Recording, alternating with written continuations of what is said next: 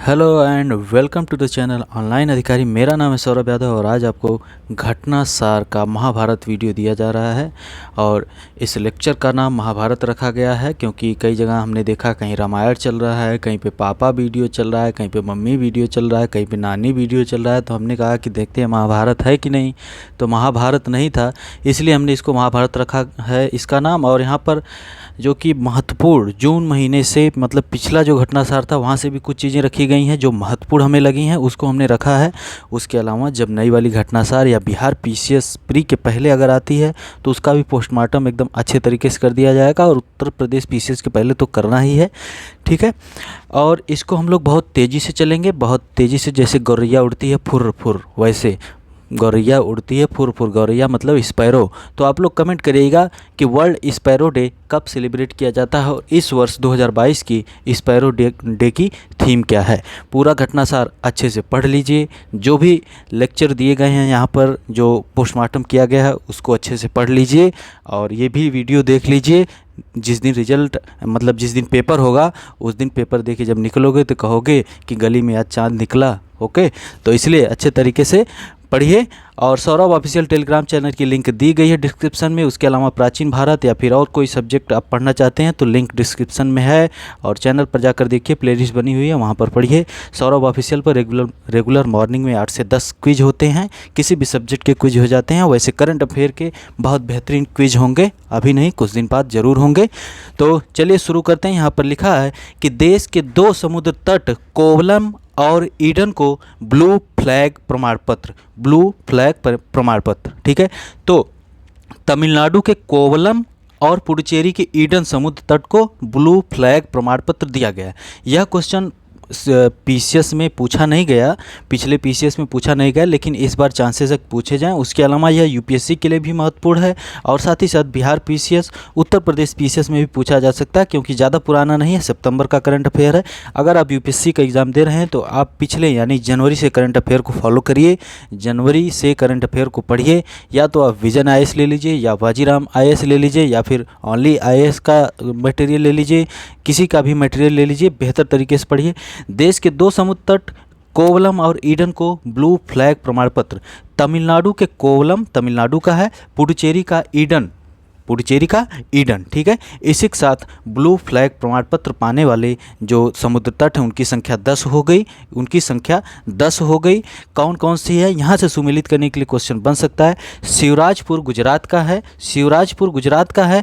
राधानगर अंडमान और निकोबार का है। नाम से कंफ्यूज हो सकते हैं, राधानगर अंडमान और निकोबार का है। बाकी घोघला दीव का है और कासरगोड और पदुबिद्री कहाँ का है, कर्नाटक का है। कप्पड़ केरल का है। रुषिकोंडा आंध्र प्रदेश का है। गोल्डन जो उड़ीसा का है, ठीक है। डेनमार्क का फाउंडेशन फॉर एनवायरनमेंट एजुकेशन विश्व स्तर पर मान्यता प्राप्त इको लेवल ब्लू फ्लैग प्रमाणन प्रदान करता है। तो डेनमार्क का फाउंडेशन फॉर एनवायरनमेंट एजुकेशन यह प्रमाण पत्र प्रदान करता है। भारत में अब इनकी संख्या ब्लू फ्लैग प्रमाणित 10 तट हो चुके हैं, कोवलम तमिलनाडु का और ईडन पुडुचेरी का, जिसको अभी सितंबर 2021 में यह प्रमाण पत्र दिया गया है, ठीक है। महत्वपूर्ण है। आगे बढ़ते हैं। राजस्थान का चौथा और भारत का 52वां टाइगर रिजर्व, और वर्तमान समय में भारत में टाइगर रिजर्व की बात करें तो 53 टाइगर रिजर्व हो चुके हैं। छत्तीसगढ़ का गुरु Ghasidas tiger reserve 53rd number का टाइगर रिजर्व हो चुका है। ओके, रामगढ़ विषधारी वन्यजीव अभ्यारण्य, ये देखिए राजस्थान के बूंदी जिले में है। यह इसी के साथ चौथा टाइगर रिजर्व हो गया है राजस्थान का, ठीक है। रणथंभौर सरिस्का मुकुंदरा टाइगर रिजर्व के बाद यह चौथा टाइगर रिजर्व है राजस्थान का। 52 टाइगर रिजर्व इसके साथ हुए थे, लेकिन गुरु घासीदास छत्तीसगढ़ का जब हो गया तो टाइगर रिजर्व की संख्या भारत में हो गई 53, ठीक है। आप लोग कमेंट करिएगा उत्तर प्रदेश में कितने टाइगर रिजर्व हैं, कौन कौन से टाइगर रिजर्व हैं, कमेंट आपके आने चाहिए। ओके, और एक कमेंट और करिएगा कि भारत का कौन सा ऐसा राज्य है जहां पर सबसे ज़्यादा टाइगर रिजर्व हैं, ये भी आप लोग कमेंट करिएगा, ठीक है। वैश्विक नवाचार सूचकांक 2021 रिपोर्ट सितंबर में आई है। वैश्विक नवाचार सूचकांक 2021 इंपॉर्टेंट, सभी परीक्षाओं के लिए महत्वपूर्ण है। वर्ल्ड इंटेलेक्चुअल प्रॉपर्टी ऑर्गेनाइजेशन वीपो के द्वारा यह रिपोर्ट जारी की जाती है। 132 देशों में भारत को 46वीं रैंक दी गई है 2021 की रिपोर्ट में। 132 देशों में भारत को 46 रैंक दी गई है 2021 की रिपोर्ट में। ओके, याद रखिएगा 2015 में भारत 81वें स्थान पर था, 81 था, 81वें नंबर पे था, ठीक है। 2021 में 46वें स्थान पर आ गया है भारत। टॉप पे देखें तो स्विट्ज़रलैंड है और उसके बाद स्वीडन है, स्विट्ज़रलैंड है और स्वीडन है और अमेरिका उसके बाद टॉप 3 हैं। और यहाँ पर देखिए ब्रिक्स की बात करें तो ब्रिक्स में भारत जो है चीन और रूस के बाद तीसरे स्थान पर है। ओके, ठीक है, आगे बढ़ते हैं। संघाई सहयोग संगठन की 21वीं शिखर बैठक एससीओ, कई बार हमने बता दिया है एससीओ महत्वपूर्ण है। संघाई सहयोग संगठन की 21वीं बैठक हुई है ताजिकिस्तान की राजधानी दुशांबे। ताजिकिस्तान को मैप में देखिएगा और कमेंट करिएगा, क्या ताजिकिस्तान लैंड लॉक्ड कंट्री है? तो 21वीं संघाई कोऑपरेशन ऑर्गेनाइजेशन, संघाई सहयोग संगठन की 21वीं बैठक ताजिकिस्तान की राजधानी दुशांबे में हुई है। ओके, और यह चौथा शिखर सम्मेलन था जिसमें भारत और पाकिस्तान ने एससीओ के पूर्ण सदस्य के रूप में हिस्सा लिया। ओके, और इसी में भारत के प्रधानमंत्री नरेंद्र मोदी जी वीडियो लिंक के माध्यम से बैठक में हिस्सा लिया और दुशांबे में भारत का प्रतिनिधित्व विदेश मंत्री एस जयशंकर जी ने किया। ठीक है, 2021 में एससीओ अपनी स्थापना की 20वीं वर्षगांठ मना रहा है 2021 में। अब चल रहा है 2022। ईरान एससीओ का 9वां देश हो गया है, 9th देश हो गया है ईरान एससीओ का। आप लोग जरूर कमेंट करिएगा कौन कौन से देश संघाई कोऑपरेशन ऑर्गेनाइजेशन, संघाई सहयोग संगठन में हैं। ये क्वेश्चन महत्वपूर्ण है यूपीएससी के लिए, और जब यूपीएससी के लिए महत्वपूर्ण है तो पीसीएस वगैरह के लिए महत्वपूर्ण है ही। पुर्तगाली भाषा के देशों के समूह में भारत पर्यवेक्षक के रूप में शामिल है। ठीक है, पुर्तगाली भाषा का समूह है जिसका नाम है लूसोफोन कॉमनवेल्थ। क्या है? लूसोफोन कॉमनवेल्थ। ओके, पुर्तगाली भाषा के देशों का समूह है। इस समूह में भारत पर्यवेक्षक के रूप में शामिल हो गया है। ठीक है, यह 4 महाद्वीपों में लूसोफोन राष्ट्रों का एक अंतर्राष्ट्रीय संगठन और राजनीतिक संघ है जहां पुर्तगाली एक आधिकारिक भाषा है। ठीक है, 9 सदस्य देश हैं। इसमें कौन कौन से हैं? अंगोला, ब्राज़ील, केप वर्डे, गिनी बिसाऊ, मोजाम्बिक, पुर्तगाल, साओ टोम और प्रिंसेस। ओके, साओ टोमा और प्रिंसेस ये देश हैं इसमें। ठीक है, लूसोफोन कॉमनवेल्थ। वैश्विक साइबर सुरक्षा सूचकांक 2020 की रिपोर्ट है, जून 2021 में आई हुई है।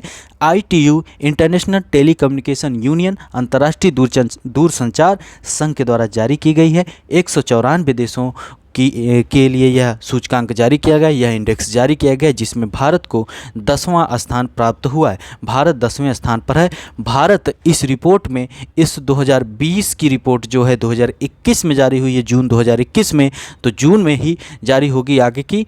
तो इसमें भारत 10वें स्थान पर है और इसमें कितने देश हैं? 194 देशों में 10वें स्थान पर है। सबसे अच्छी बात यह है कि भारत ने 37 स्थानों का सुधार किया, 37 स्थानों का सुधार किया है भारत ने। और शीर्ष पर जो देश है वो है अमेरिका। ठीक है, हमने टाइगर के बारे में बताया कि भारत में टाइगर की संख्या 53 है। तो आप लोग कमेंट करिएगा वर्ल्ड टाइगर डे कब सेलिब्रेट किया जाता है, कमेंट आपके आने चाहिए।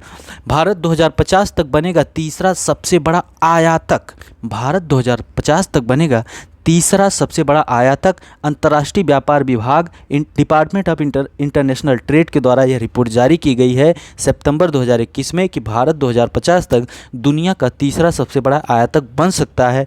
2050 तक वैश्विक आयात में 5.9% हिस्सेदारी के साथ भारत चीन और संयुक्त राज्य अमेरिका के बाद तीसरा सबसे बड़ा आयातक इंपोर्ट करने वाला देश बन जाएगा।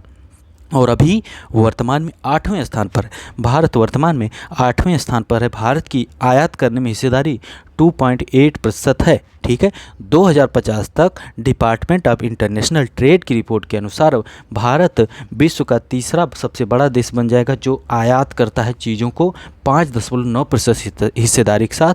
वर्तमान में भारत जो है कि 8वें स्थान पर है। अमेरिका पहले पर है, चीन दूसरे पर है और भारत देखिए 8वें स्थान पर है। 2050 में यह चेंज हो जाएगा। श्याम सुंदर ज्ञानी जी को लैंड फॉर लाइफ अवार्ड दिया गया है। महत्वपूर्ण या नहीं, वैसे जून का करंट अफेयर जानना भी जरूरी है। लैंड फॉर लाइफ अवार्ड कौन देता है? क्वेश्चन यहाँ से बनेगा यूएनसीसीडी के बारे में, United Nation Convention to Combat Desertification, UNCCD के बारे में पूछा जाएगा कि यूएनसीसीडी कब अस्तित्व में आया, यूएनसीसीडी कब अस्तित्व में आया, और यूएनसीसीडी जो है कि यह रिपोर्ट जारी करता है और यूएनसीसीडी किस प्रकार से काम करता है उसके बारे में क्वेश्चन पूछा जा सकता है यूपीएससी में भी, यूपीपीसीएस में भी। यहाँ पर कुछ एक्सरसाइज रखी गई हैं। अल मोहेद अल हिंदी, यह एक्सरसाइज भारतीय नौसेना और सऊदी अरब की नौसेना के बीच में पहली बार हुई है। कहाँ पर हुई है? यह सऊदी अरब में ही हुई है। ठीक है, कहाँ हुई है? सऊदी अरब में ही यह हुई है, अल महाद अल हिंदी एक्सरसाइज। मालाबार अभ्यास यूपीएससी भी पूछ चुका है, यूपीपीसीएस भी पूछ चुका है, लेकिन कुछ इसमें परिवर्तन है। 25वां संस्करण हुआ है, फिलीपींस सागर में हुआ है, फिलीपींस सागर में हुआ है। इसमें इस वर्ष की मेज़बानी अमेरिकी सेना द्वारा की गई, मालाबार अभ्यास। ठीक है, इसमें इस अभ्यास में अमेरिकी नौसेना के अलावा भारतीय नौसेना, जापान की नौसेना और ऑस्ट्रेलिया की नौसेना यानी क्वाड देश इसमें थे। इस अभ्यास में क्वाड देश यानी 4 देश हो चुके हैं। ज्ञातव्य है कि मालाबार नौसेना अभ्यास वर्ष 1992 में भारतीय नौसेना और अमेरिकी नौसेना के द्विपक्षीय, मतलब पहले भारत और अमेरिका के बीच हुआ करता था, 1992 में शुरू हुआ। ठीक है, जापान 2015 में इस अभ्यास में शामिल हुआ। ठीक है, ऑस्ट्रेलिया 2020 में इस अभ्यास में शामिल हुआ। ओके, याद रखिएगा मालाबार अभ्यास में 4 देश हो चुके हैं क्वाड देशों, और 2021 में 25वां संस्करण अगस्त में हुआ। कहाँ? फिलीपींस सागर में। ओके, आगे बढ़ते हैं। प्रोजेक्ट उड़ान, IIT Indian institute of technology Bombay ने शिक्षा में भाषा की बाधा दूर करने के लिए 14 सितंबर 2021 को हिंदी दिवस होता है के अवसर पर एक भाषा अनुवादक प्रोजेक्ट उड़ान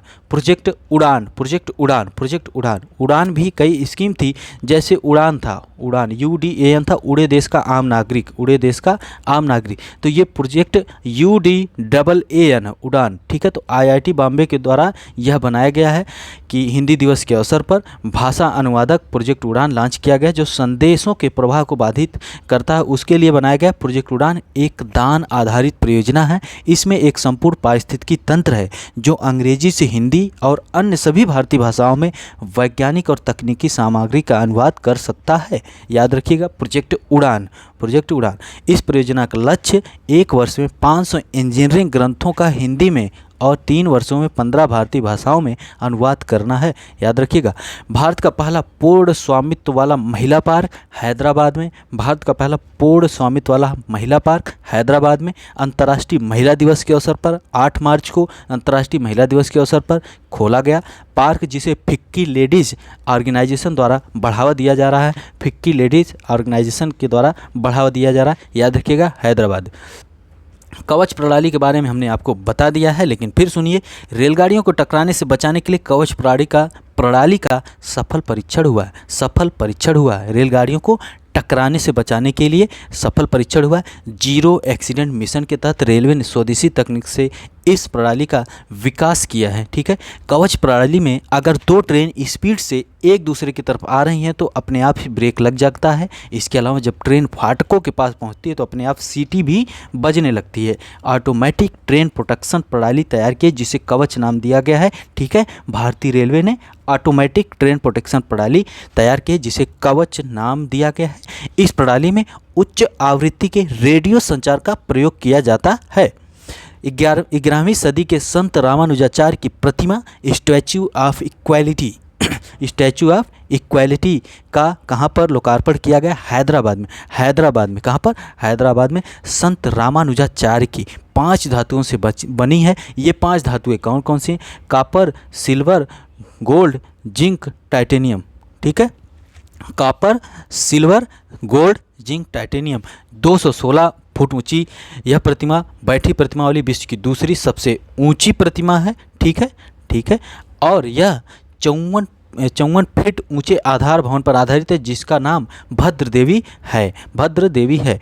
11वीं सदी के दार्शनिक संत रामानुजाचार्य एक समाज सुधारक के रूप में प्रसिद्ध है। 1017 ईस्वी में श्री पेरुम्बदूर तमिलनाडु में जन्मे संत रामानुजाचार्य ने देश भर में घूम कर ऊंच नीच का भेदभाव समाप्त करने तथा समानता व सामाजिक न्याय पर बल दिया तथा भक्ति आंदोलन को पुनर्जीवित किया था। इनके बारे में और थोड़ा सा पढ़िएगा। यूपीएससी इस बार क्वेश्चन दाग सकता है, और उसके अलावा जब यूपीएससी क्वेश्चन दाग सकता है तो यूपीपीसीएस, बिहार पीसीएस या कोई और भी एग्ज़ाम बीच में है, जैसे अभी समीक्षा अधिकारी मेंस होने वाला है, वहाँ पर भी क्वेश्चन दागे जाएंगे और सीधे आपको टारगेट करके एसडीजी लक्ष्य सस्टेनेबल डेवलपमेंट गोल्स लक्ष्य प्राप्त करने में भारत 192 देशों में 120वें स्थान पर है। भारत 192 देशों में 120वें स्थान पर है। ठीक है। सेंटर फॉर एनवायरनमेंट की रिपोर्ट 2021 है। किसने जारी किया है? Centre for science and environment की सेंटर फॉर एनवायरनमेंट रिपोर्ट 2021 जारी की गई, जिसमें एसडीजी में भारत 192 देशों में 120वें स्थान पर है। भारत पिछले वर्ष 117वें स्थान पर था। और सतत विकास लक्ष्यों में राज्यों की बात करें तो बिहार 14वें पर है। राष्ट्रीय औसत से बिहार 14 और यूपी 11 लक्ष्यों में पीछे चल रहा है। केरल, तमिलनाडु, हिमाचल प्रदेश, गोवा, कर्नाटक, आंध्र प्रदेश और उत्तराखंड सर्वश्रेष्ठ प्रदर्शन करने वाले राज्य हैं। सतत विकास रिपोर्ट 2021 या सतत विकास सूचकांक 2021 में शीर्ष स्थान पर है फिनलैंड। फिनलैंड की राजधानी क्या है? कमेंट करिएगा। फिनलैंड की राजधानी क्या है? कमेंट करिएगा। सड़क पर रहने वाले जानवरों के लिए भारत की पहली एम्बुलेंस सेवा, सड़क पर रहने वाले जानवरों के लिए, ठीक है, चेन्नई, तमिलनाडु में ब्लू क्रॉस ऑफ इंडिया द्वारा अंतर्राष्ट्रीय पशु कल्याण संगठन 4PAW के सहयोग से शुरू की गई है। कहाँ पर? चेन्नई, तमिलनाडु में। सड़क पर रहने वाले जानवरों के लिए भारत की पहली एम्बुलेंस, तमिलनाडु, चेन्नई। ठीक है, याद रखिएगा। समुद्रयान परियोजना महत्वपूर्ण है। समुद्रयान परियोजना नामक केंद्रीय राज्य मंत्री समुद्रयान परियोजना नामक भारत के पहले मानवयुक्त महासागर मिशन का शुभारंभ अक्टूबर 2021 में किए। ठीक है। यूनिक ओशन मिशन का उद्देश्य उप समुद्री गतिविधियों के संचालन हेतु गहरे पानी के अंदर मानवयुक्त वाहन का प्रयोग करना है। गहरे पानी के अंदर मानवयुक्त वाहन का प्रयोग करना है। और इस तकनीकी को विकसित करने के बाद भारत इन सब देशों के एलीट क्लब में शामिल हो गया, जैसे कि संयुक्त राज्य अमेरिका, रूस, जापान, फ्रांस और चीन के क्लब में शामिल हो गया है। इसमें 6000 करोड़ रुपए आवंटन किया गया है। समुद्रयान राष्ट्रीय महासागर प्रौद्योगिकी संस्थान के महासागर मिशन का हिस्सा है। इस पूरी परियोजना के लिए 6000 करोड़ रुपए का आवंटन हुआ। इस परियोजना के तहत गहरे पानी से चलने वाली सबमर्सिबल को मत्स्य 6000 का कोड नेम दिया गया है। क्या? मत्स्य 6000 का कोड नेम दिया गया है। और यह 6000 टाइटेनियम धातु से बना है। 6000 टाइटेनियम धातु से बना है। मत्स्य 6000 कोड नेम दिया गया है। ठीक है। इसे चेन्नई स्थित national institute of ocean technology द्वारा विकसित किया गया। National institute of ocean technology द्वारा विकसित किया गया है, चेन्नई में जो स्थित है। यूपी पीसीएस में इस प्रकार के क्वेश्चन, बिहार पीसीएस में इस प्रकार के क्वेश्चन पूछे जाते हैं। आगे बढ़ते हैं। World happiness report 2022 United Nations sustainable development solution network के द्वारा यह रिपोर्ट जारी की जाती है। 2022 की रिपोर्ट मार्च 2022 में जारी की गई। 146 देशों में भारत को 136वां स्थान मिला है। 146 में भारत को 136वां स्थान मिला है। ठीक है। फिनलैंड लगातार 5वें साल शीर्ष पर बना है। वही फिनलैंड जो अभी एसडीजी लक्ष्य सूचकांक में नंबर 1 पर बना हुआ है। यहाँ पर भी नंबर 1 पर पिछले 5 वर्षों से बना हुआ है। तो इतना खुश क्यों है फिनलैंड के बारे में थोड़ा पढ़िएगा। ठीक है। UNSDSN के द्वारा यह रिपोर्ट जारी की जाती है। ठीक है। और इसमें व्यक्तियों द्वारा प्रतिक्रियाओं के आधार पर राष्ट्रीय खुशी की रैंकिंग शामिल है। इसमें सामान्यतः जीडीपी, सामाजिक प्रदर्शन, स्वस्थ जीवन विकल्प बनाने की स्वतंत्रता, उदारता और भ्रष्टाचार की धारा जैसे कई फैक्टर्स के आधार पर देशों को रैंक दी जाती है। 2022 की सूची में भारत को 136वां स्थान प्राप्त हुआ है। वहीं 2021 में 139 पर था। तो रिपोर्ट के अनुसार थोड़ा सा रैंक बेहतर हुई है। अब हम लोग थोड़ा हंसने भी लगे हैं, यानी भारत के लोग अब थोड़ा सा खुश हो गए हैं। ओके। 100 कितने देशों में? 146 में 136, कुछ खास बेहतर रैंक नहीं है। फिनलैंड के बाद डेनमार्क और फिर आइसलैंड, ये जो आर्कटिक ओशियन के पास देश हैं, आर्कटिक पर वहीं वाले देश हैं जो खुश हैं। युद्धग्रस्त अफगानिस्तान दुनिया का सबसे अप्रसन्न देश है। रिपोर्ट में भारत के पड़ोसी देश भी भारत से खुश नज़र आ रहे हैं और पता नहीं क्यों खुश हैं, ये हमें नहीं समझ में आ रहा है। ब्राज़ील भी ब्रिक्स देशों में खुश है, चीन भी खुश है, रूस भी खुश है, दक्षिण अफ्रीका भी खुश है, लेकिन भारत सबसे दुखी देशों में है। लेकिन पिछले वर्ष की तुलना 139 में से भारत को 136वां स्थान प्राप्त हुआ है। भारत के पड़ोसी देश पाकिस्तान देखिए 121वें पे है, खुश है।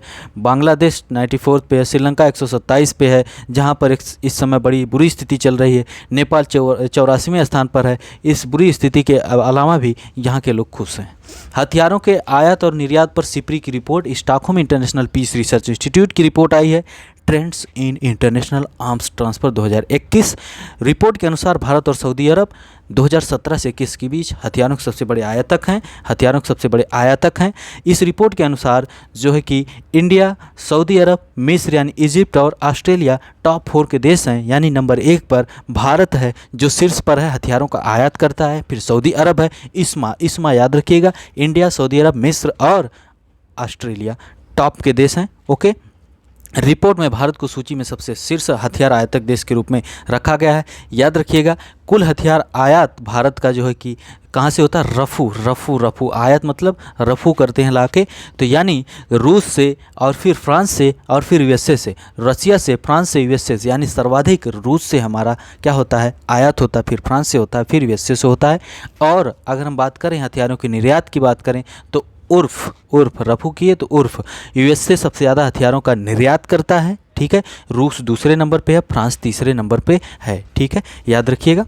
भारत को जो है कि दुनिया का 23वां सबसे बड़ा हथियार निर्यातक देश है, 23rd नंबर पर है भारत निर्यातक देश है। लेकिन वैश्विक भागीदारी की बात की जाए 100% में भारत का स्थान भारत को सिर्फ 0.2% ही भारत निर्यात करता है। 23वां स्थान है भारत का, याद रखिएगा, बहुत ही महत्वपूर्ण है। मिस्र बना ब्रिक्स न्यू डेवलपमेंट बैंक का नया सदस्य। एनडीबी का हेडक्वार्टर कहाँ है और एनडीबी कब बना था, इसको कमेंट करिएगा। पिछली बार यह क्वेश्चन पूछे नहीं गए पीसीएस में, लेकिन इस बार पूछे जा सकते हैं क्योंकि पिछली बार 3 देश हुए थे, एक देश और बढ़ गया। बांग्लादेश, यूएई और उरुग्वे पिछली बार हुए थे 29 दिसंबर वगैरह को, और उसके साथ मिस्र बना है 29 दिसंबर को। तो अब कितने देश हो गए इसमें अब देश हो गए एनडीबी में, ब्रिक्स के एनडीबी में 9 देश हो गए। ब्रिक्स यानी Brazil, Russia, India, China, Sri Lanka, South Africa, और 4 ये हो गए बांग्लादेश, संयुक्त अरब अमीरात, मिस्र, उरुग्वे। ओके, तो मिस्र अभी ज्वाइन हुआ है, उसके पहले ये 3 देश ज्वाइन हो चुके थे। याद रखिएगा, क्वेश्चन पूछा जा सकता है यहाँ से, पिछली बार नहीं पूछा गया लेकिन इस बार पूछे जाने की प्रबल संभावना। भ्रष्टाचार बोध सूचकांक 2021 ट्रांसपेरेंसी इंटरनेशनल की रिपोर्ट 180 देशों की करप्शन परसेप्शन इंडेक्स जारी हुई है। 2021 की रिपोर्ट है, ठीक है। ये थोड़ा सा पुरानी रिपोर्ट 2021 की रिपोर्ट है, और इस रिपोर्ट के अनुसार वर्ष 2021 के भ्रष्टाचार बोध सूचकांक में संयुक्त रूप से जहां फिनलैंड, न्यूजीलैंड व डेनमार्क शीर्ष स्थान पर है, वहीं दक्षिणी सूडान 180वें स्थान पर है, 180वें स्थान पर है। हम भारत की बात करें तो भारत पिछले वर्ष जो है कि 2020 में भारत की रैंक 86 थी, इस वर्ष भारत की रैंक 85 हो गई है। कितनी थी? 86 थी, 85, यानी एक स्थान का भारत को सुधार हुआ है। 180 देशों में 180वें स्थान पर दक्षिणी सूडान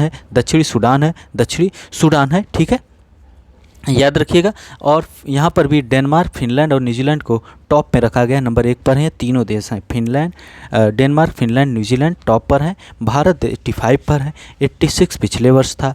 दक्षिणी सूडान जो है 180वें स्थान पर है। भारत के पड़ोसी देशों की बात करें तो भूटान और चीन भारत से बेहतर स्थिति में है। ओके, ब्रिक्स देशों की बात करें तो भारत जो है कि यहाँ पर देखिए, भारत तीसरे स्थान पर, दक्षिण अफ्रीका की रैंक भारत से बेहतर है और चाइना की बेहतर, भारत तीसरे स्थान पर है। ओके, तुर्की का नाम अब तुर्की कर दिया गया है। क्या कर दिया गया? तुर्की कर दिया गया। टर्की का नाम अब तुर्की कर दिया गया, तुर्की। ओके, लोकतंत्र सूचकांक की बात करें, इकोनॉमिक्स इंटेलिजेंस यूनिट के द्वारा यह रिपोर्ट जारी की जाती है।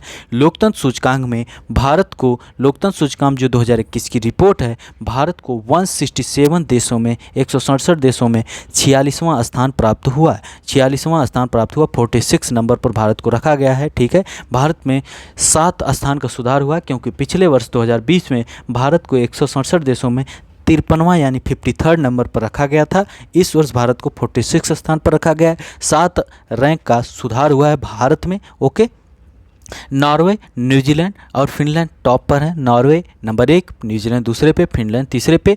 ओके, अफगानिस्तान 167वें स्थान पर है, और हैप्पीनेस की रिपोर्ट में भी यह सबसे आखिरी स्थान पर है। ओके, और भारत के पड़ोसी देशों की बात करें तो भारत बेहतर स्थिति में है, उसके बाद भारत के सब पड़ोसी देश आते हैं। ओके, ठीक है, भारत बेहतर में है इसी में लोकतंत्र सूचकांक में। COP26 के जलवायु सम्मेलन हुआ है, इसमें इतना कुछ खास नहीं बताएंगे आपको, क्योंकि हम इसको बता चुके हैं पहले भी। ज़्यादा चीज़ें नहीं बताएंगे, लेकिन महत्वपूर्ण ये बताएंगे कि यहाँ पर देखिए जो अगली कॉप होने वाली COP25 के बारे में आप कमेंट करिएगा कहाँ हुई थी। पिछली बार भी हम पूछे थे। COP26 होने वाली है कहाँ पर? COP26 हुई है, कहाँ पर हुई है? अक्टूबर में हुई है, ग्लासगो में, ग्लासगो में हुई है। और 27 कहाँ होगी? मिस्र में होगी। 28 यूएई में होगी। 27 मिस्र में होगी, 28 यूएई में होगी। यहाँ से क्वेश्चन सुमेलित करने के लिए पूछा जा सकता है। और इसमें क्या क्या चीज़ें हुई हैं इसको बेहतर तरीके से पढ़िएगा। यह महत्वपूर्ण है इस बार के लिए, यूपीएससी के लिए और यूपीपीसीएस के लिए भी। इसमें भारत के प्रधानमंत्री जी के द्वारा पंचामृत रणनीति दी गई है। पंचामृत रणनीति दी गई है। पंचामृत रणनीति दी गई, जिसमें भारत ने 2070 तक शुद्ध शून्य कार्बन उत्सर्जन का लक्ष्य प्राप्त कर लेगा, ऐसा इसमें बताया गया। इसको पढ़िएगा, बेहतर तरीके से पढ़िएगा, क्योंकि स्टेटमेंट यहाँ से बन सकते हैं और महत्वपूर्ण है। पिछली बार पूछा नहीं गया, लेकिन इस बार पूछा जाएगा।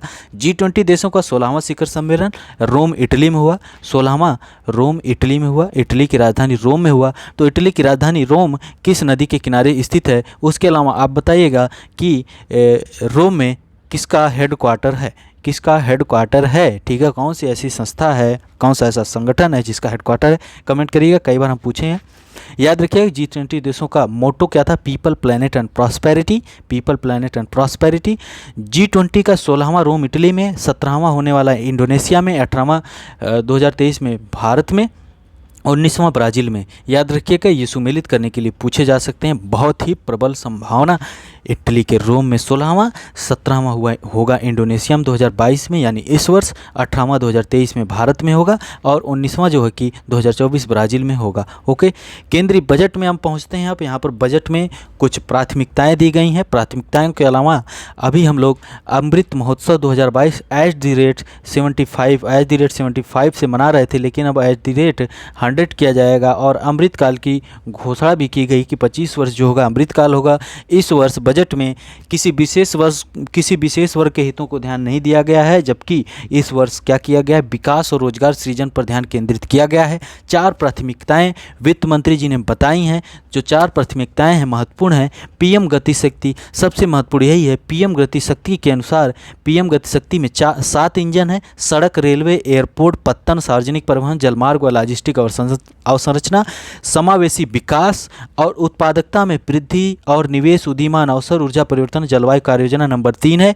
नंबर 4 है निवेशों का वित्त पोषण। ठीक है, याद रखिएगा। बजट में प्राप्तियां वगैरह की बात करें तो इस वर्ष क्या किया गया है कि पूंजीगत जो व्यय होगा, ठीक है, उसमें 24.5% की वृद्धि प्रस्तावित है। बजट में घाटा वगैरह की बात करें बजट में, तो revenue deficit, effective revenue deficit यानी प्रभावी राजस्व घाटा, फिजिकल डेफिसिट और प्राइमरी डेफिसिट, इन सब से क्वेश्चन यूपीएससी में, यूपीपीसीएस में पूछे जाने की संभावनाएं बहुत ज़्यादा हैं। यूपीएससी पूछता है, यूपीपीसीएस अभी यहाँ तक नहीं पहुँचा है, सीधे सीधे डेटा वगैरह पूछ लिया करता है, जैसे कभी कभी पूछ लेता है यूपीपीसीएस। जैसे पूछा था पिछले वर्षों में, एक बार पूछा था भारत निर्माण योजना में कौन कौन से उसके 6 चीज़ें हैं। उसके अलावा पूछा था एमएसएमई एक्ट कब आया था, और भी इसी प्रकार क्वेश्चन। एक बार तो मैथ्स में पूछा गया ट्राई का हेडक्वार्टर कहाँ पर है। इस प्रकार के क्वेश्चन पूछे गए हैं। तो बजट में इस प्रकार की चीज़ें आने वाले समय में देखी जा सकती हैं। उत्तर प्रदेश पीसीएस, बिहार पीसीएस में। लेकिन बजट अगर उत्तर प्रदेश का आएगा उसको पढ़ाया जाएगा, बिहार का अगर आगे होगा तो उस पर थोड़ा सा अध्ययन किया जाएगा। और संभवतः जल्द ही आपको बिहार स्पेशल का लेक्चर दिया जाएगा और बिहार के कुछ करंट अफेयर भी बताए जाएंगे, क्योंकि आने वाले समय में अगले महीने बिहार पीसीएस का पेपर है। राजस्व घाटा यानी रेवेन्यू डेफिसिट की बात करें, रेवेन्यू डेफिसिट की बात करें जो सकल घरेलू उत्पाद का 3.8% होगा। 3.8% 22-23 में होगा। रेवेन्यू डेफिसिट क्या होता है? करेंट अकाउंट पर, करंट में एक साल में जो कि एक्सपेंडिचर होता है और रिसिप्ट क्या है उस पर बेस्ड होता है। ईआरडी जो होता है इसमें ग्रांट्स वगैरह जो दिए जाते हैं उसको घटा दिया जाता है, इसलिए रेवेन्यू डेफिसिट से हमेशा कम ही होता है प्रभावी राजस्व घाटा। ओके, राजकोषीय घाटा मतलब टोटल की बात होती है, टोटल कितना पूरे देश का घाटा है, उसमें 2022-23 में 6.4% होगा। ठीक है, उसके अलावा जब हम बात करते हैं प्राथमिक घाटा की, तो प्राथमिक घाटा की बात करें तो यहाँ पर जो कि प्राथमिक घाटा में फिजिकल डेफिसिट यानी राजकोषीय घाटा में से इंटरेस्ट पेमेंट घटा लेते हैं तो ये 2.8% होने की संभावनाएं हैं। ओके, ठीक है, राजकोषीय घाटा 6.4% की बात इसमें की गई है। याद रखिएगा, बहुत महत्वपूर्ण चीज़ें हैं।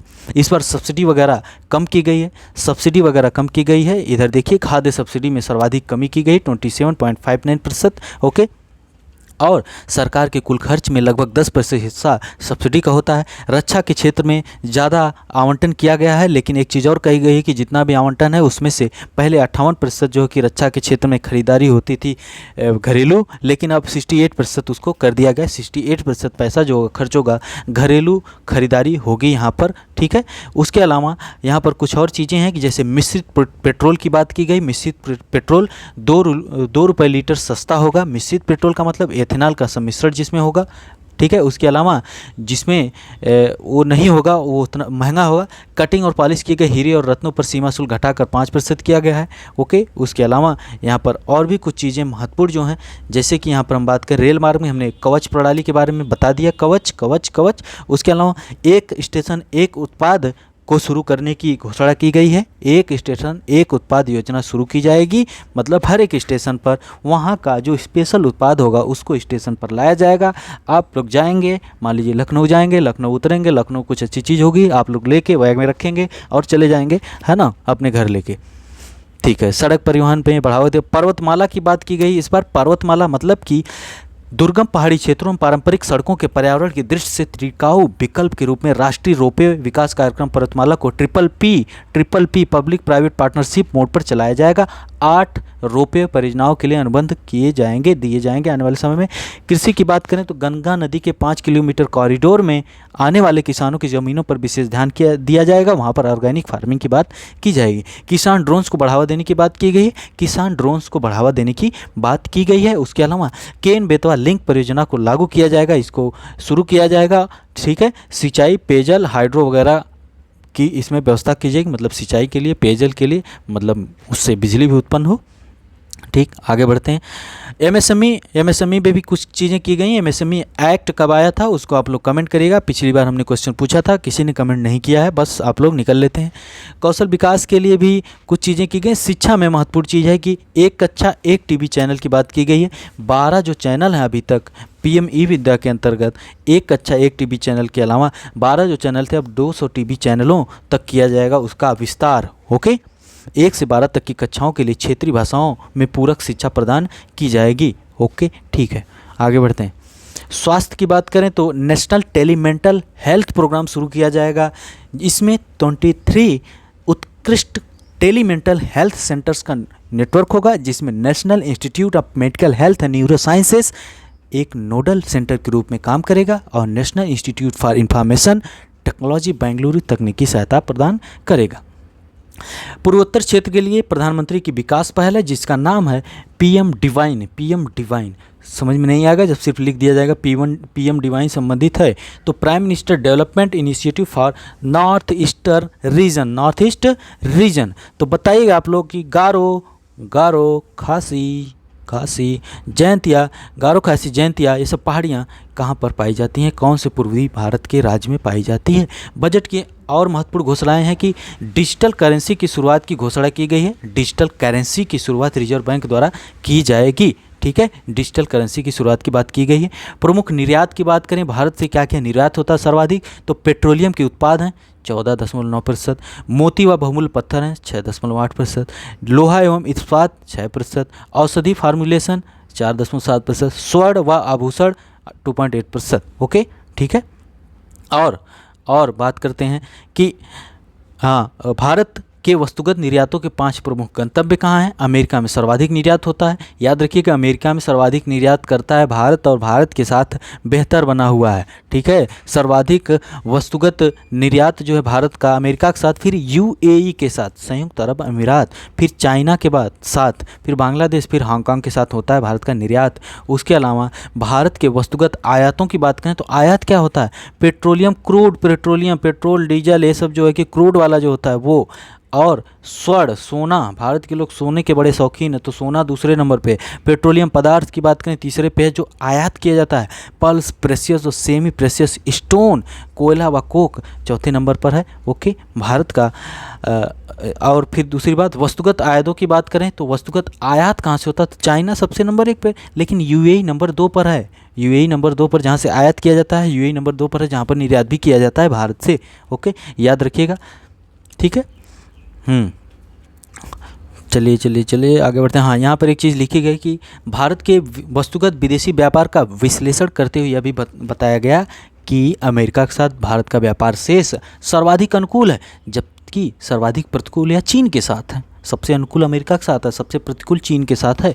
ओके, ठीक है, आगे बढ़ते हैं। विदेशी मुद्रा कोष कुछ इतना 633.6 अरब डॉलर है भारत का, और विदेशी ऋण 593.1 अरब डॉलर है भारत का, यानी कि विदेशी मुद्रा भंडार भारत के पास ज़्यादा है ऋण की अपेक्षा। ओके, ठीक है।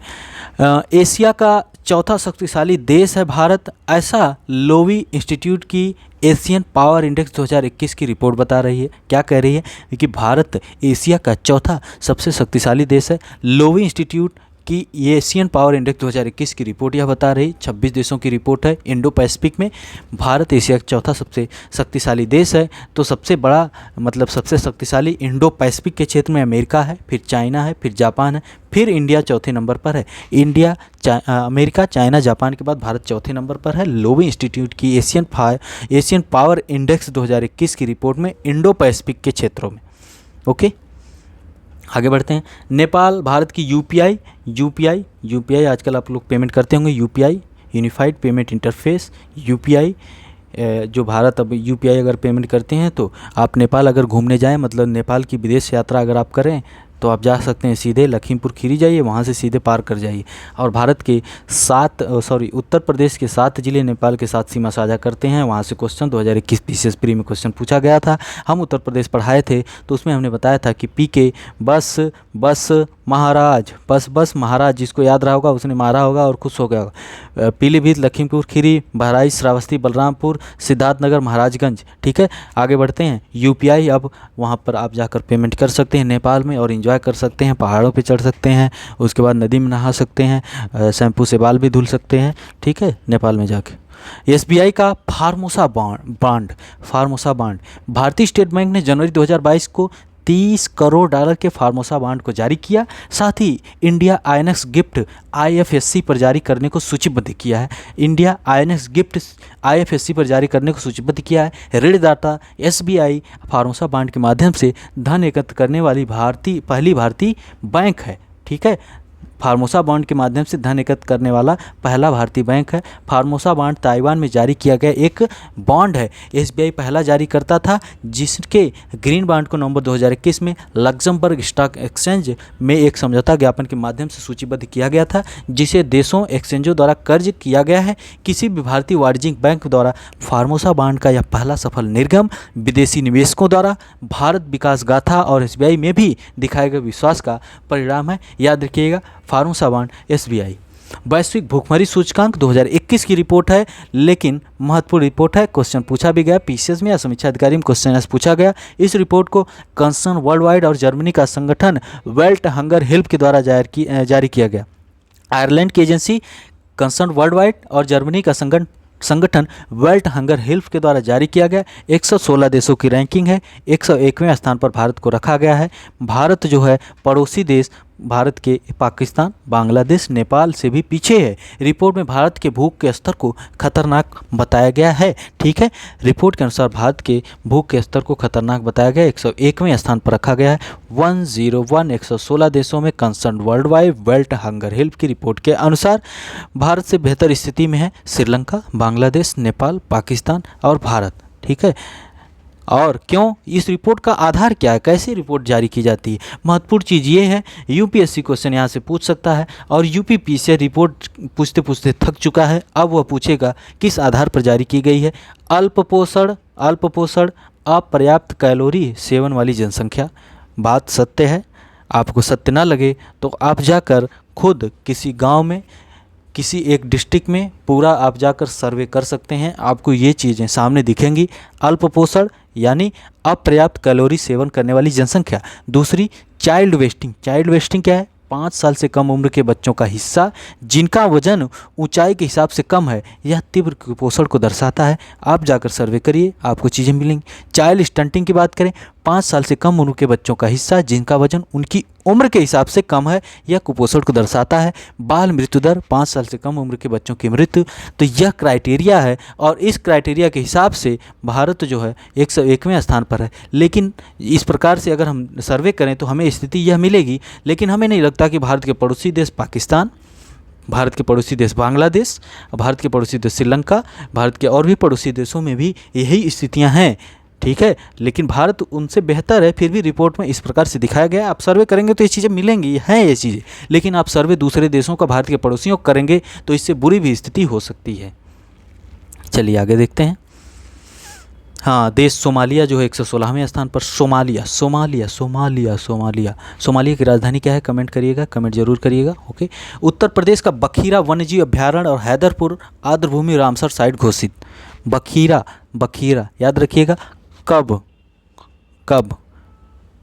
आओगे, ठीक है, कब, क से कबीर नगर, ब से बखीरा, ठीक है। विश्व आर्द्रभूमि दिवस, वर्ल्ड वेटलैंड डे 2 फरवरी को प्रतिवर्ष मनाया जाता है। तो 2022 का वर्ल्ड वेटलैंड डे जो मनाया गया उसकी थीम क्या है, आप लोग कमेंट करिएगा, ठीक है। गुरुग्राम का सुल्तानपुर पक्षी अभ्यारण्य, इसको पक्षी उद्यान, इसको और बखीरा वन्यजीव अभ्यारण्य को, और गुजरात के खिजाड़िया को क्या रामसर स्थल घोषित कर दिया गया, रामसर स्थल घोषित कर दिया गया। जब उत्तर प्रदेश के बखीरा वन्यजीव अभ्यारण्य को घोषित किया गया, आर्द्रभूमि रामसर साइट घोषित किया गया, तो भारत में टोटल हो गए 49 और उत्तर प्रदेश में हो गए आर्द्रभूमियों की संख्या जो रामसर साइट में के द्वारा घोषित की गई हैं वो 10 हो गई इनकी संख्या, याद रखिएगा। और यहाँ पर है 49 संख्या टोटल हो चुकी है और उत्तर प्रदेश में सर्वाधिक 10 हैं। उत्तर प्रदेश के संत कबीर नगर जनपद में स्थित बखीरा वन्यजीव अभ्यारण्य बड़ी संख्या में मध्य एशियाई पक्षियों की प्रजातियों के लिए सर्दियों में सुरक्षित और अनुकूल स्थल प्रदान करता है। यह भारत का, ठीक है, बखीरा 49वां रामसर स्थल है। हैदर आर्द्रभूमि रामसर स्थल की बात करें तो ये हैदरपुर कहाँ पर है, पश्चिमी उत्तर प्रदेश के हस्तिनापुर में है। यह भी अभी जल्दी घोषित हुआ, तो हैदरपुर वेटलैंड, ठीक है, पश्चिमी उत्तर प्रदेश हस्तिनापुर वन्यजीव अभ्यारण्य की सीमाओं में स्थित हैदरपुर वेटलैंड को भी घोषित किया गया, ठीक है।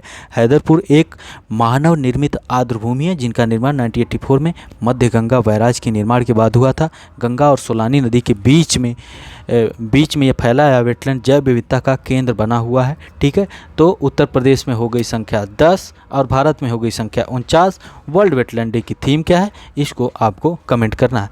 रामसर कन्वेंशन एक अंतर सरकारी पर्यावरण संधि है। रामसर कन्वेंशन एक अंतर सरकारी पर्यावरण संधि है जिस पर 1971 में हस्ताक्षर किए गए थे और यह 1975 में लागू हुई थी। यह स्थानीय और राष्ट्रीय कार्यों और सहयोग के माध्यम से सभी आर्द्रभूमि के संरक्षण और बुद्धिमान उपयोग के लिए रूपरेखा प्रदान करता है। बखीरा उत्तर प्रदेश, खिजाड़िया गुजरात अभ्यारण्यों के रामसर स्तर में शामिल होते ही देश में सुरक्षित आर्द्रभूमियों की कुल संख्या 49 हो गई है। तो आर्द्रभूमियों की संख्या कितनी हो गई है, 49 हो गई है। बखीरा उत्तर प्रदेश, खिजाड़िया गुजरात, याद रखिएगा नाम, ये न्यू वाले जो हैं थोड़ा सा। अब भारत में रामसर स्थलों की संख्या दक्षिण एशिया के देशों में सबसे अधिक हो गई है। उत्तर प्रदेश में 10 हैं। क्वेश्चन पीसीएस में पूछा गया था, आने वाले समय में भी पूछा जाएगा। चीज़ें ज़्यादा बढ़ रही हैं तो ज़्यादा टफ हो रहा है, इसलिए पूछा जाएगा। तो ये सब चीज़ें सांडी, हरदोई, समझपुर, रायबरेली, समान, मैनपुरी, पार्वती अर्गा, गोंडा, सरसई नवार, इटावा, सूर सरोवर, आगरा, हैदरपुर वेटलैंड, बखीरा, ये सब क्वेश्चन पूछे जाएंगे। इसको याद कर लीजिएगा आप लोग, ओके। हाँ, एक चीज़ और हुई है। इस अवसर पर भारत की आर्द्रभूमि पर अहमदाबाद के स्पेस एप्लीकेशन सेंटर द्वारा तैयार किया गया राष्ट्रीय आर्द्रभूमि दशकी परिवर्तन एटलस भी जारी किया गया, ओके। लता मंगेशकर जी महत्वपूर्ण इसलिए हो जाती हैं कि बहुत ही मतलब कि प्रसिद्ध पार्श्व गायिका हैं। क्वेश्चन पूछा गया अभी उत्तराखंड में, तो उत्तर प्रदेश में पूछे जाने की प्रबल संभावना, ठीक है। 92 वर्ष की उम्र में इनका निधन हुआ। 2001 में इनको भारत रत्न दिया गया था, यही क्वेश्चन पूछा गया था, ठीक है। 2001 में इनको भारत रत्न दिया गया था। इनका मूल नाम था हेमा मंगेशकर था। 1989 में इनको प्रतिष्ठित दादा साहब फाल्के पुरस्कार दिया गया था 1989 में। 2001 में भारत रत्न, ठीक है। स्वर कोकिला के नाम से यह प्रसिद्ध थी, ठीक, ओके। और 13 वर्ष की उम्र में मराठी फिल्म कितनी हिसाल के लिए उन्होंने पहला गाना गाया था। 1942 में मराठी फिल्म पहली मंगला गौर में अभिनय भी किया था उन्होंने। 1946 में हिंदी फिल्म आपकी सेवा में उन्होंने पहला हिंदी गाना रिकॉर्ड किया। ओके, 30,000 से अधिक उन्होंने गाना गाए। भारत रत्न दादा साहब फाल्के के अलावा 1999 में उनको 1999 में पद्म विभूषण, 1969 में पद्म भूषण और 2009 में National Order of Legion of Honour France सरकार, 3 राष्ट्रीय पुरस्कार, 4 फिल्म फेयर पुरस्कार, सर्वश्रेष्ठ पार्श्व गायिका पुरस्कार और 2001 में भारत रत्न, 1989 में दादा साहब फाल्के पुरस्कार इनको दिया गया था। इसके अलावा मध्य प्रदेश सरकार या महाराष्ट्र सरकार के द्वारा इनके नाम पर इनके जिंदा रहते ही अवार्ड शुरू किया गया था। और ऐसा बहुत रेयर लोगों के साथ होता है कि वो जिंदा हो और उनके नाम पे नया अवार्ड शुरू कर दिया जाए। ऑपरेशन गंगा आप लोग जानते होंगे, रसिया और यूक्रेन के बीच संघर्ष अभी जारी है। और तो रसिया से यूक्रेन में भारतीय लोग फंस गए थे, तो उनको लाने के लिए ऑपरेशन गंगा शुरू किया गया था। उसके अलावा ऑपरेशन देवी शक्ति शुरू किया गया था। अफगानिस्तान में लोग फंस गए थे। भारत के लोग इतनी ज़्यादा जनसंख्या में है कि कहीं भी कुछ हो जाता है वहाँ फंस जाते हैं, फिर उनको खींच के निकालना पड़ता है ना। तो ऐसी है जनसंख्या इतनी ज़्यादा भारत की, ठीक है। नवीनतम पुरस्कार की बात करें तो पद्म पुरस्कारों की बात करें तो टोटल 128 पद्म पुरस्कार प्रदान किए गए। 4 पद्म विभूषण, 17 पद्म भूषण, 107 पद्मश्री, 34 महिलाओं को, 10 व्यक्ति विदेशी हैं, 13 व्यक्तियों को मरणोपरांत दिया गया है। उत्तर प्रदेश विशेष ने एक बार क्वेश्चन पूछा कि मरणोपरांत निम्नलिखित में से किन किन लोगों को पुरस्कार दिए गए हैं पद्म विभूषण।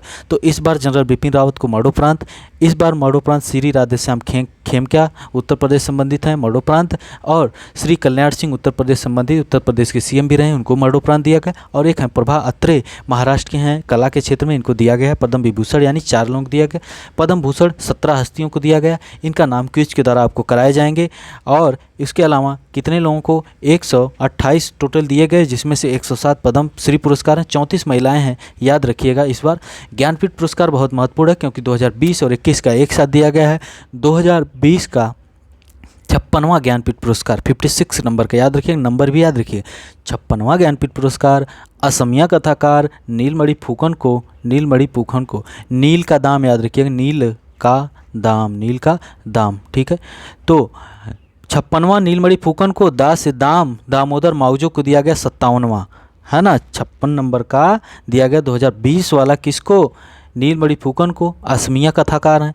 और 57वां दिया गया दाम यानी दामोदर माउजो को, कोंकणी भाषा के कोंकणी लेखक हैं। ओके, हाँ ठीक है, 57वां दामोदर माउजो को, अभी इतना याद रखिए। और उसके अलावा ज्ञानपीठ पुरस्कार के तहत बाघ देवी की एक प्रतिमा और 11 लाख रुपए दिए जाते हैं कि बाकायदा बेहतर पार्टी की जाए।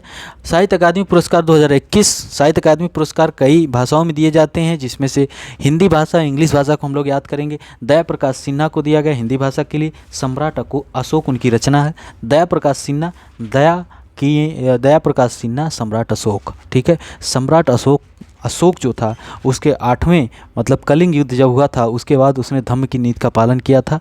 उसके 13वें शिलालेख में ऐसा वर्णन है, यानी अशोक के अंदर दया आती है, तो यानी मतलब अशोक रचना है और दया प्रकाश सिन्हा है, ठीक है। साहित्य अकादमी पुरस्कार 2021 दिया गया हिंदी भाषा के लिए। अंग्रेजी की भाषा की बात करें, things to live behind English में ही लिखा गया है, नमिता गोखले जी ने इसको किया है।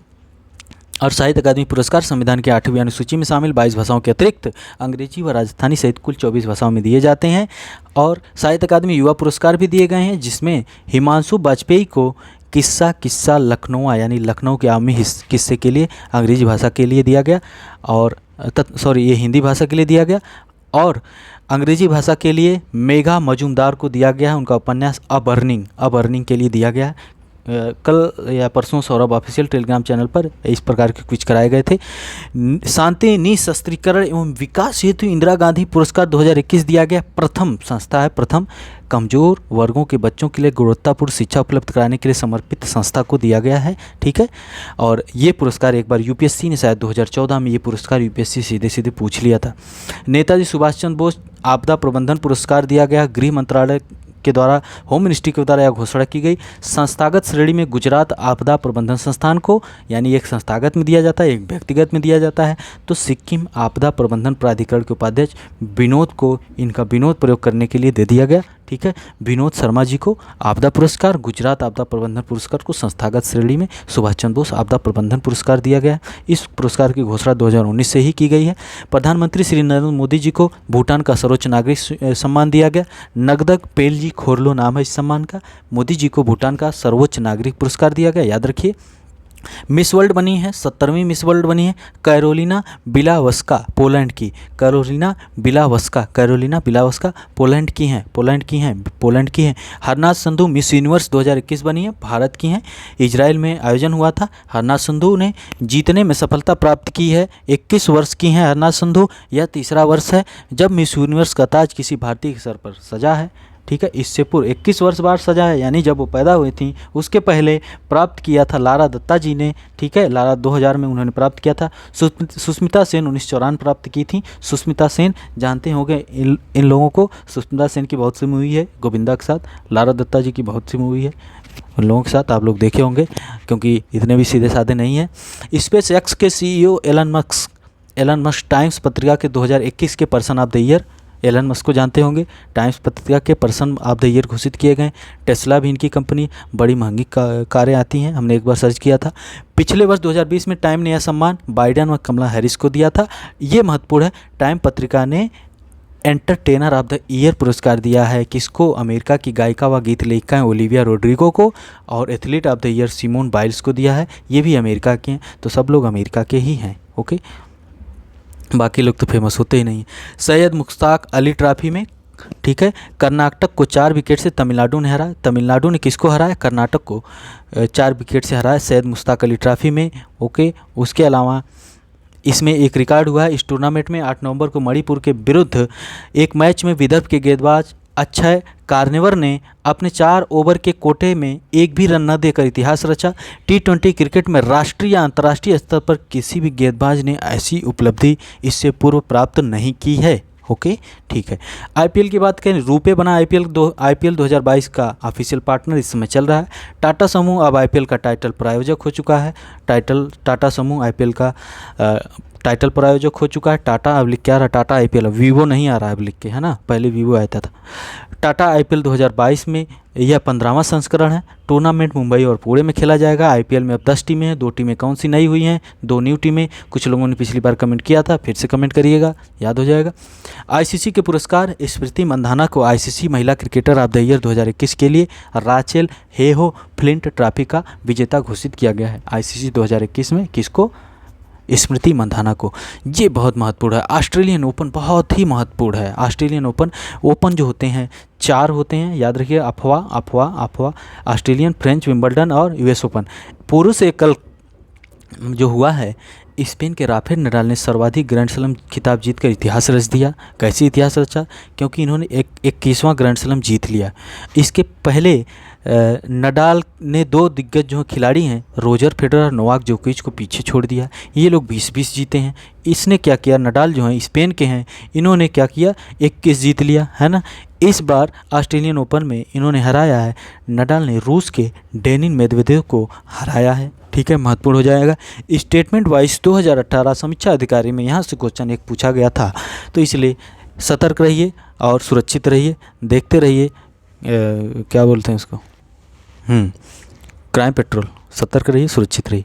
महिला एकल में ऑस्ट्रेलिया के एशले बार्टी चोखा नहीं, एशले बार्टी ऑस्ट्रेलिया के, ए से ऑस्ट्रेलिया, याद रखिएगा। क्वेश्चन पूछा गया था पिछली बार 2021 PCS में कि आखिर ये हैं कहाँ की, है ना। अमेरिका के डेनियल कॉलिंस हैं, तो इसलिए कहाँ की हैं वो भी याद रखिए। ऑस्ट्रेलिया की एशले बार्टी, अमेरिका की डेनियल कॉलिंस के बीच हुआ युद्ध जिसमें एशले बार्टी जीत जाती हैं। एशले बार्टी ऑस्ट्रेलिया की हैं और ऑस्ट्रेलियन ओपन का खिताब अपने नाम किया।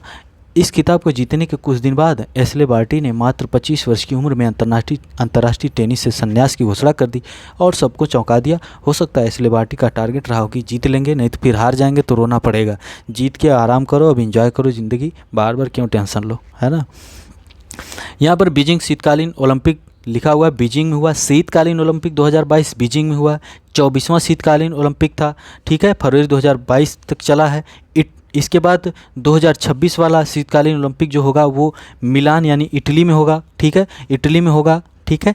इसमें भारत ने हिस्सा नहीं लिया था, लेकिन भारत के ओर से हिस्सा लेने वाले स्कीयर आरिफ खान एकमात्र खिलाड़ी थे, ठीक है।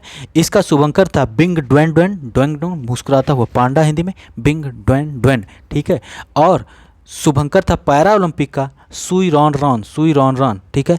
और नॉर्वे लगातार दूसरे शीतकालीन ओलंपिक के लिए पदक तालिका में शीर्ष पर, नॉर्वे दूसरे शीतकालीन ओलंपिक में पदक तालिका में शीर्ष पर है, उसके बाद जर्मनी है, फिर चीन है, ओके।